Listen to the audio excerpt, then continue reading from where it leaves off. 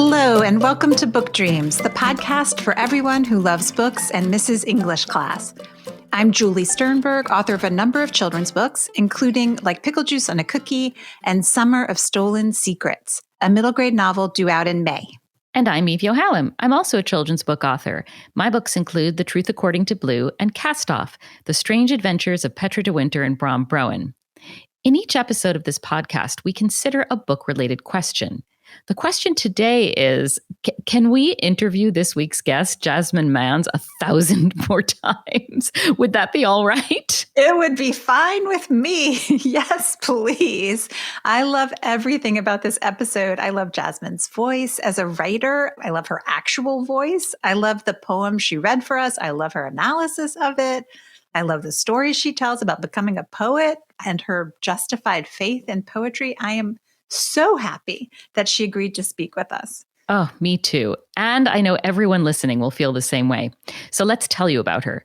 Jasmine Mans is a Black American poet-artist from Newark, New Jersey. She graduated from the University of Wisconsin-Madison with a BA in African American Studies. Her debut collection of poetry, Chalk Outlines of Snow Angels, was published in 2012. And her first nationally distributed collection, Black Girl Call Home, was just published by Penguin on March 9th and was one of Oprah Magazine's most anticipated books of 2021. Jasmine caused a stir in 2015 when a video of her performing her poem Footnotes for Kanye went viral on YouTube. Since then, she's continued to build a following through her live performances at venues like the Kennedy Center and Broadway's New Amsterdam Theater. Jasmine is also the resident poet at the Newark Public Library. We started by asking Jasmine about her experience becoming a poet, the first poetry she read or heard and loved. This is what she said. I remember writing my first poem at home and showing my mother. She was cooking in the kitchen. And I remember her just saying, like, write more, getting me out of her hair because I'm pretty sure she was busy doing something.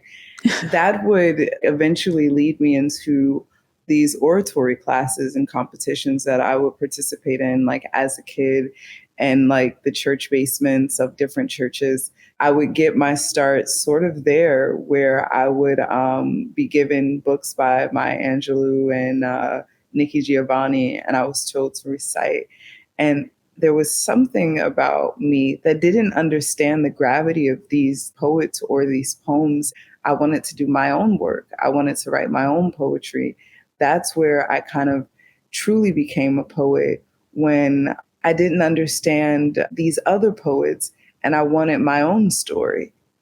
Do you think there was something about poetry in particular, as opposed to prose, that drew you in? And if so, what was it about it? I believe it was verse. It was not just poetry, but it was music. It was rap lyrics. It was things that rhymed that were beautiful for me.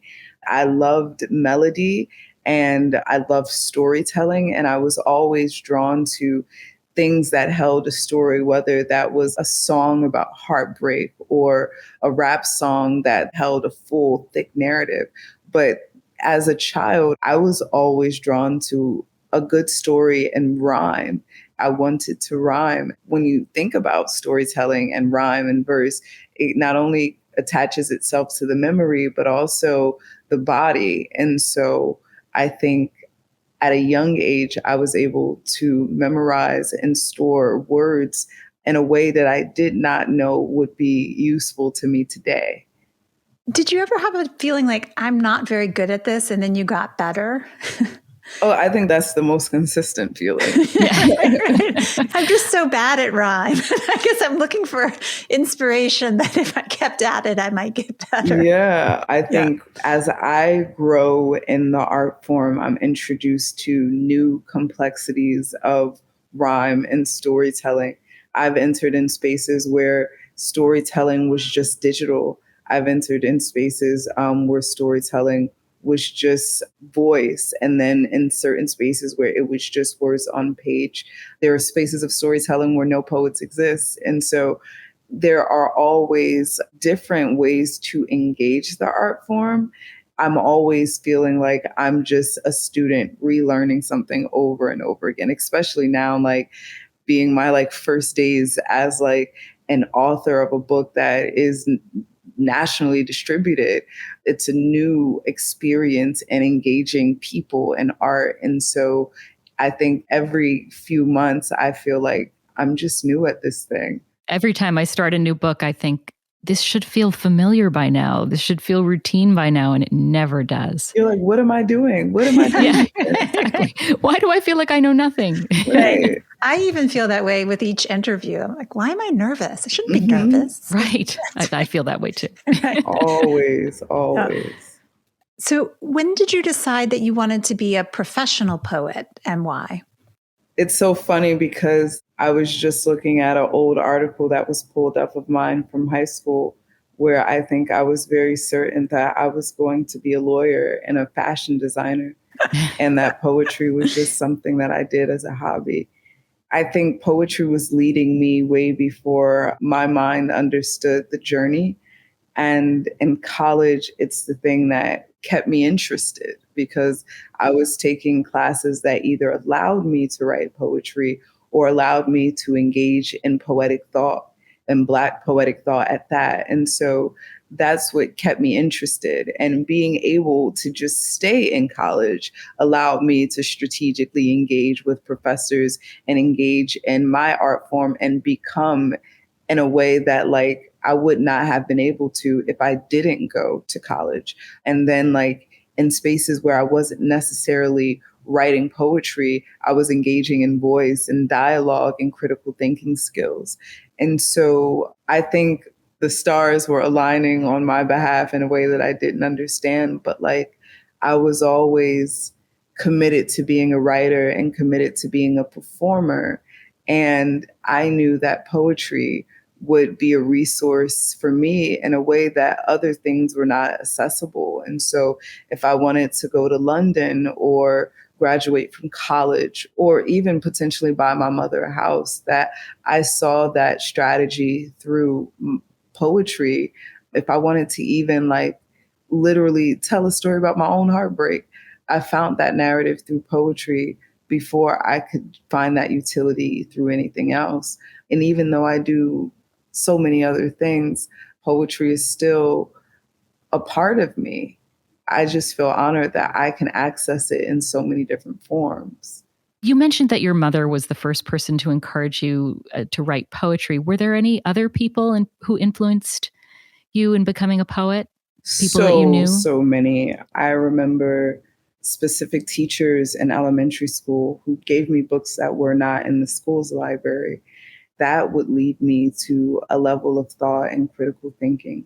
When I went to high school, there was this substitute teacher, and we all have a memory of how we treat substitute teachers. Yeah. Exactly. I've been a substitute teacher. Right.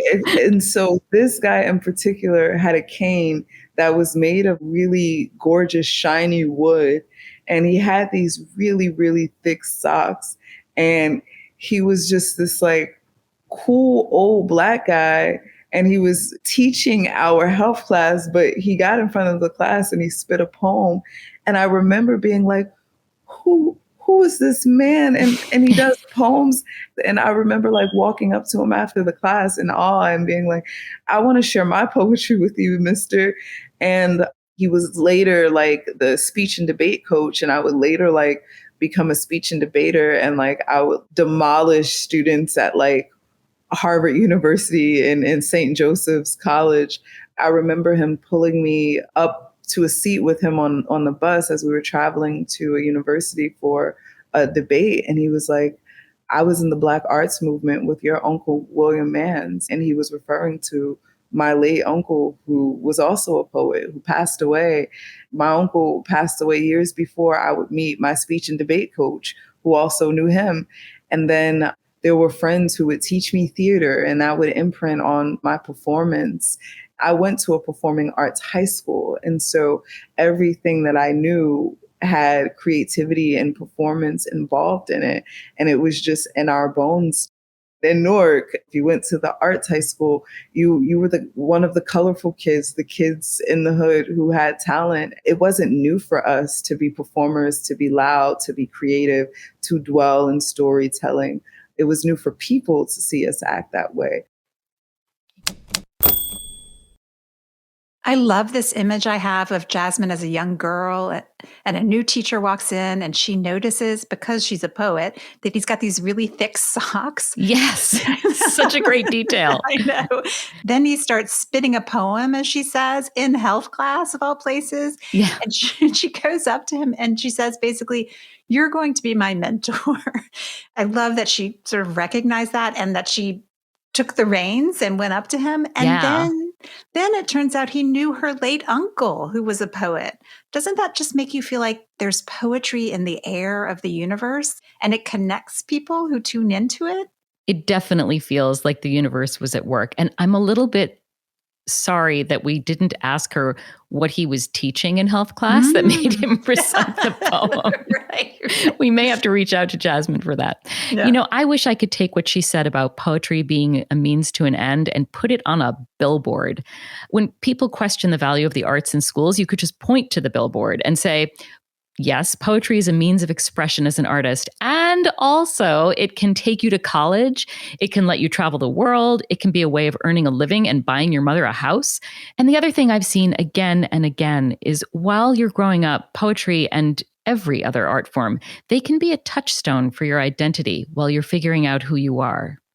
I mean, it does feel different from when we were growing up. Like, I feel like maybe there's more funding now. There's more money available to talented folks who really pursue it than there used to be. But I don't really know. I think we often focus so much on how hard it can be to make your way as an artist, and it is hard, that we forget that there are some channels financially in which art can actually fund your way. So I loved hearing Jasmine say that. And she talks a little bit more about it, about the practical significance of poetry in her life later in the interview. But next, we asked her how her powerful new poetry collection, Black Girl Call Home, came together. Here's what she said. I stumbled upon agents. And when I say stumbled upon them, they saw a performance of mine and reached out to me. And they were simply like, bring us the Jasmine Mans package. Bring us what represents you. I began sculpting and trying to find like what did represent me, what story was worth telling. I immediately knew that the book was going to be called Black Girl Call Home. And I think that goes back to like tailoring language, sharpening language that speaks, that holds a message. And so I remember going to them and saying, Black Girl Call Home, and building these poems tailored to my Black girl experience in Newark, my queer Black girl experience, my queer Black girl experience with love and with my mother and with my own daughterhood. I gathered those dynamics and showed them. And we built more, and then we craft, and they told me things that would later sharpen this narrative of Black Girl Call Home. We wanted to ask you whether you would mind walking through one of your poems for us. I have this piece called The Light that we could go through. Let's do it. Great. Should I read it to you and then we just talk through it? Yes. Please. Oh, lovely. I stared at a picture of Dorothy Dandridge and Harry Belafonte, wondered if we still fight the same or bite the same, if we ever made more love than sense, if they ever stared at our generation and just wondered where all the fireflies went. Did they all die, or did they just not find us worth the light? Did they not find us worthy enough of them dressing to the nines in their shine, just waiting to become falling stars between the hands of a blushing girl in front of another, just waiting to give up her audacity and her world? I promise you that if I died tonight in these sheets, I would still want you next to me. Like this love survived all of those riots. I know when you are scared. I held your hand when the hurricane came. Pass me my lighter. I'm sorry I made you cry. I don't give a fuck if you cry. I will always wipe your tears when you cry. Like I know you did not give me permission to. But I already started asking God about you. Told him if he doesn't mind, I'd like to make it to heaven before you do. To run your bath water, to make you a plate, to turn your TV to your favorite channel, then turn it off and make you believe that you left it that way. And I vow to never to open the door for a sin other than yours. And I promise to always remember your scent, and that we will laugh at everything that hurt when we were humans, like when we were poor, when we slept on our bedroom floor on Leslie Street, when we only had water and grilled cheese. The moment you said, baby, I may not have any money, but I got a soft spot and a melody and a pair of arms that could rock you to sleep. So what? Are you thinking about taking a chance on me? That's beautiful. Thank you so much for reading that for us. Oh my Oh, gosh. thank you for listening.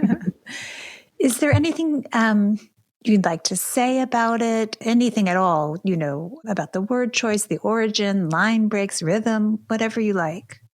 Yeah, I love this piece because I remember being intentional about what love could feel like.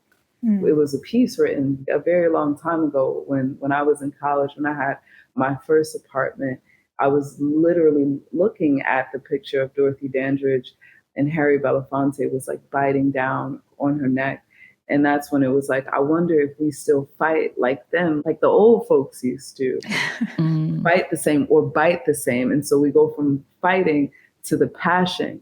I wonder if they just made more love than they ever did since. And I think something like that is like super just pretty to say, like when love doesn't make sense, like I wonder if they made more love than sense, or if they ever just stare. And I think like I talk about fireflies because I think that there's something magical about fireflies, but I also have had personal experiences with fireflies as a kid, catching them and putting them in bottles. Or I remember one day, like getting my heart broken and my friend taking me on a walk.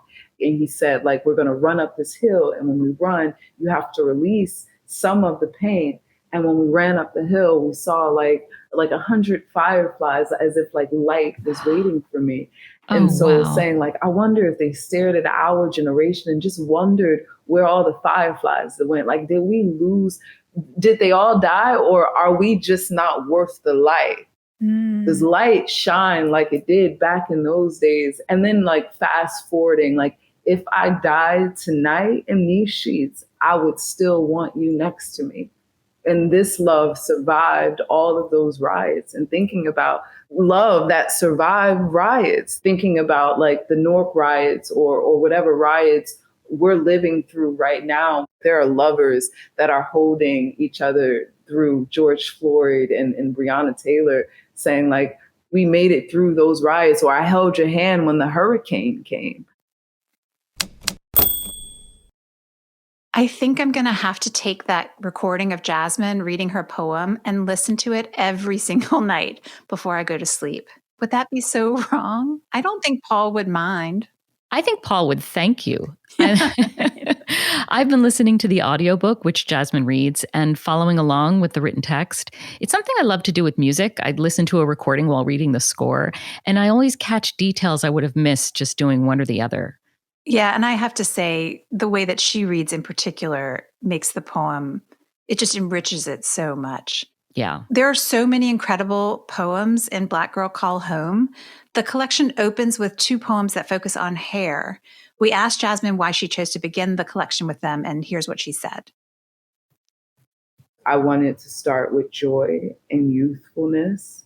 I wanted the narrator to be a Black child.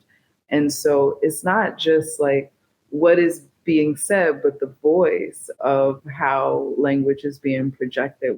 It starts with a childishness. It starts with like a little girl seeking her mother and seeking pretty. It led us straight from the cover into this girl's hair, into this child's dynamic of beauty. And then we join into who her mother is. I wanted people to walk in the house with a welcome, and I wanted people to walk in the house with the understanding of who is greeting them. And I think that that's what we did. You play with structure or form in the collection. Some poems are long, some are very short, some pieces are more like essays. Can you talk a little bit about the thinking that goes into the form for you? Yeah, I wanted to engage the reader where they're just not having a flat experience with the book, where there is an experience to be had other than just reading back and forth from left to right. How do you give the audience an interactive experience? How do you give the audience, the reader, an experience that allows them to kind of sit creatively on the edge of the text? And so even when you look at the poem Serena, it looks messy, it jumps, the words it jump, because I was experiencing a tennis court. I was experiencing a ball being bounced from one space to the next. And so you're kind of traveling with me, right? I mean, as writers, our job is to kind of grab what we see in the mind and put it on paper. There's so many different layers happening. It makes me wonder in part what the editing process is like and what kind of feedback you get from your editor. It seems like every word is so carefully chosen, even more so than in prose. And so it might be very fraught to get feedback. I don't know. Absolutely. Like, feedback and editing has been paramount in the process. There has been certain pieces that already came with their own beauty and structure that, like, we didn't have to bother. And then there were pieces I avoided with my soul because I was like, we're going to be editing this piece for the next 10 days.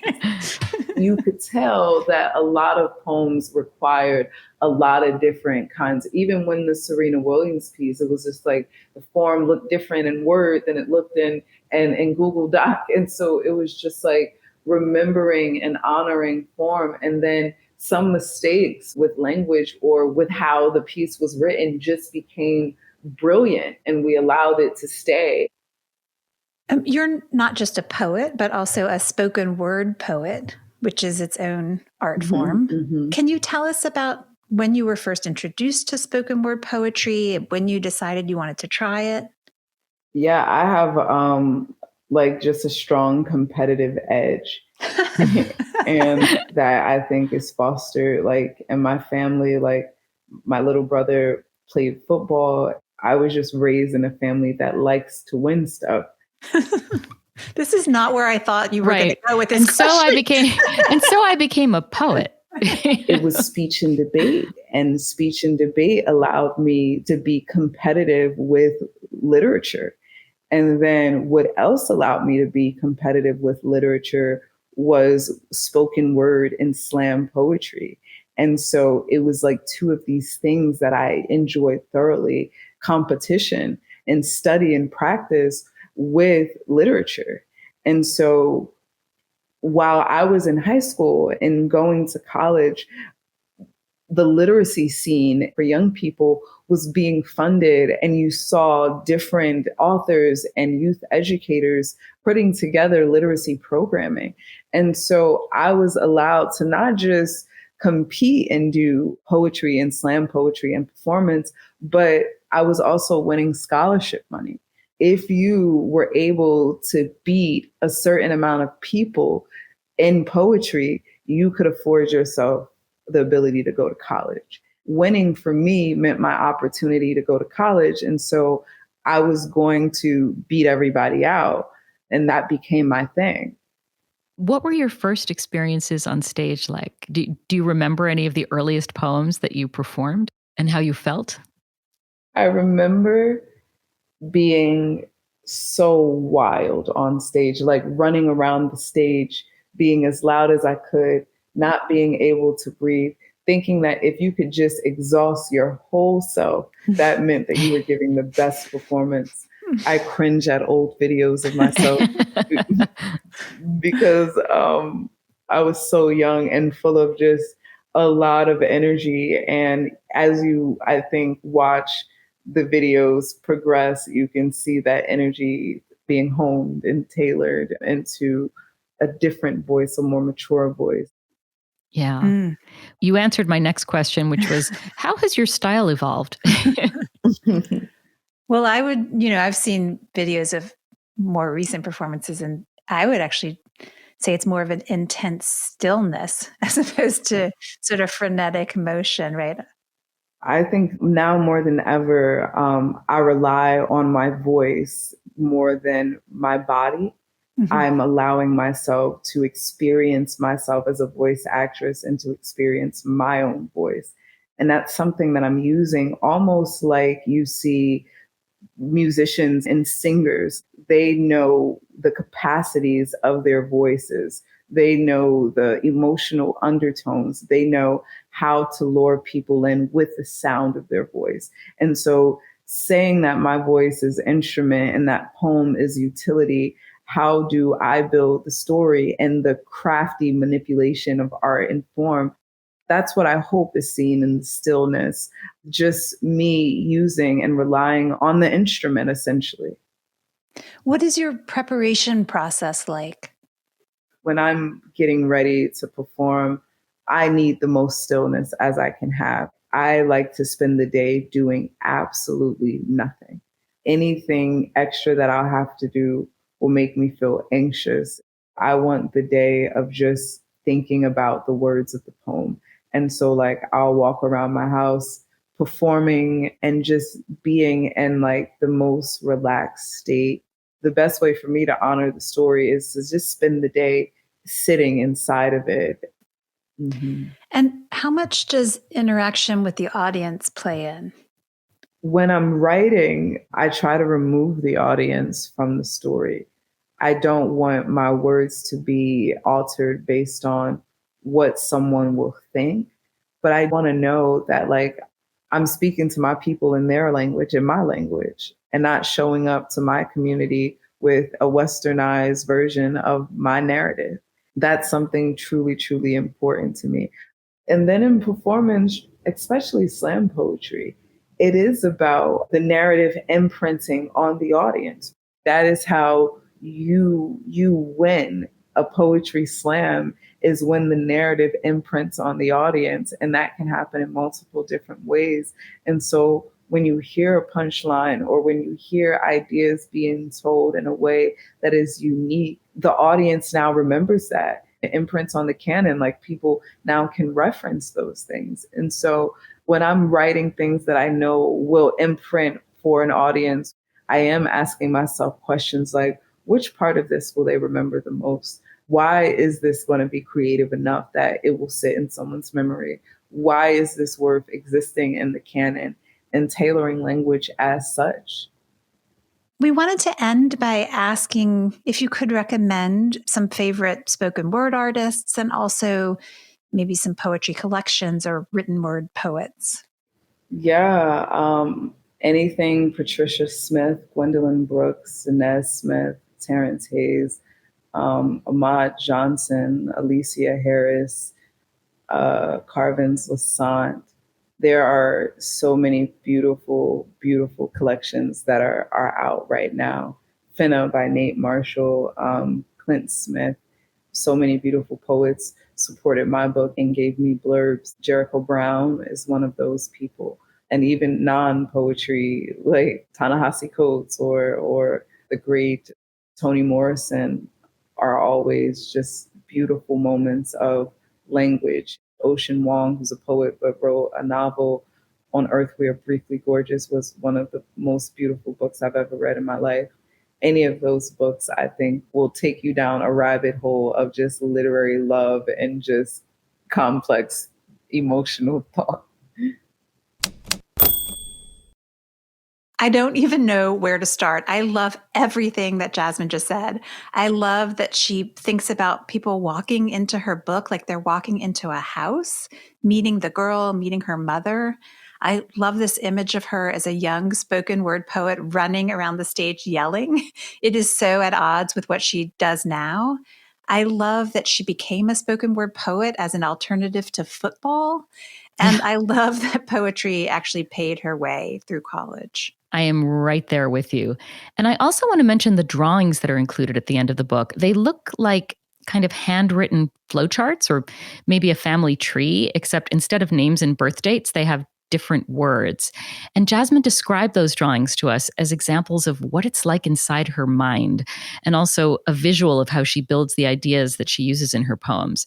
She said including the drawings was a way for readers to engage with her mentally. And also, they're a poetic form in their own right. Yeah.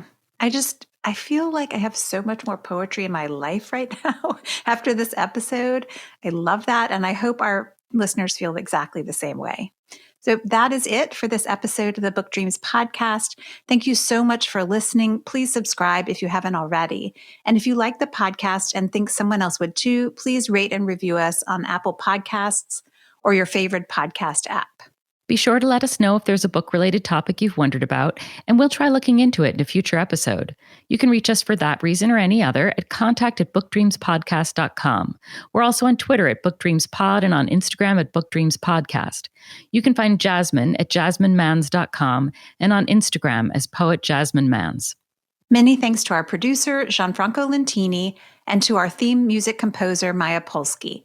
You can find Eve at eviohallam.com and me at juliesternberg.com. And check out the podcast website, www.bookdreamspodcast.com. Until next time, happy book dreaming. Happy book dreaming. Come listen to Book Dreams with Julie.